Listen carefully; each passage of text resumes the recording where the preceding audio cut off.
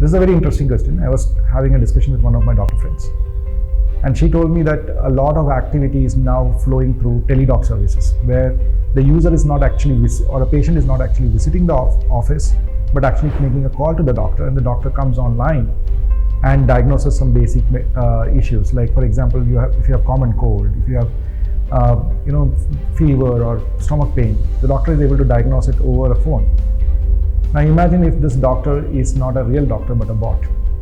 So what will happen is, with this advent of AI, a large part of these doctors, especially doctors who are doing these basic diagnosis, will now be transferred to AI. So what does that do? It will make the doctors to become more specialized. You may not have an oncologist who is a AI bot as of today. We don't know what the future entails. But there is a lot of activity which is happening in robotic surgery. So you may have robotic surgeries along with AI doing a lot of that activity. So the need for a large amount of doctors will change.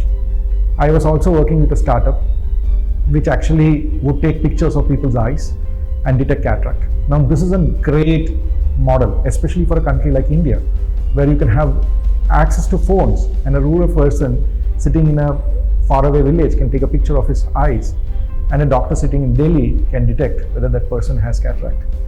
Or rather, the AI detects itself and then sends the report to the doctor.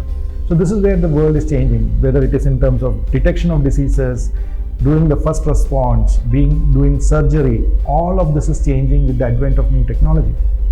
I was at CES conference, and I saw Toshiba had come up with a glass which can actually help you to create an AR operating surgery space environment on an AR VR environment, and uses AI.